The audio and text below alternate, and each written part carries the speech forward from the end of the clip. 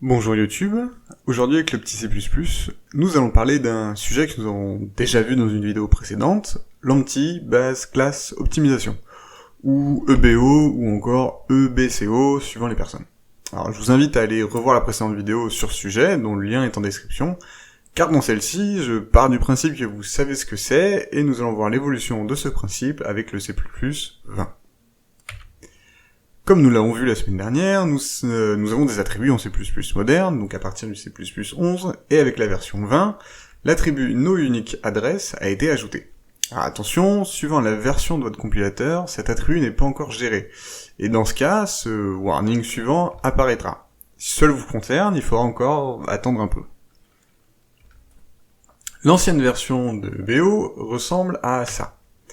Le but est de gagner de la place en mettant pas un objet base en tant que membre de D1, ce qui augmenterait fortement la taille de cette structure. Si base avait des méthodes, elles seraient accessibles dans D1. Cependant, pour diverses raisons, cela rajoute une contrainte. Nous donnons accès à ces méthodes à toutes les classes filles de D1 potentiellement. Bref, pour diverses raisons, cela peut contraindre le développement. noUniqueAddress permet de contourner cela.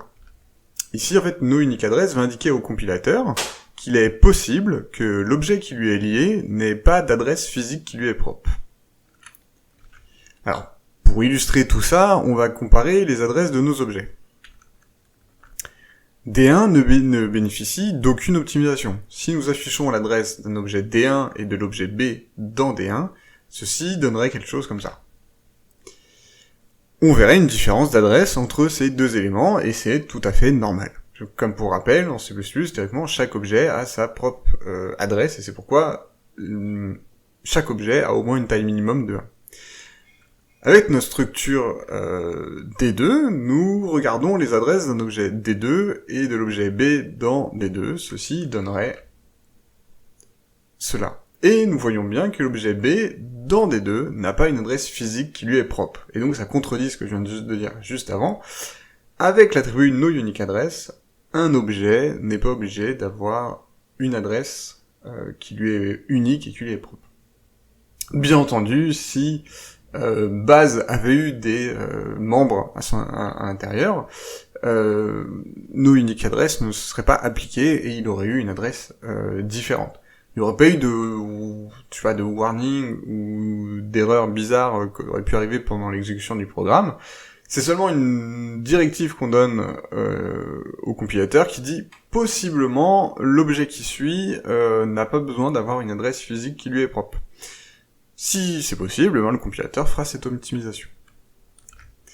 Alors, pour vérifier tout ça, je vous laisse du coup un code vraiment très basique, c'est juste l'exécution après de ce que je vous ai monté en description, ainsi qu'un compilateur en ligne qui accepte justement le noUniqueAddress, pour vous en rendre compte.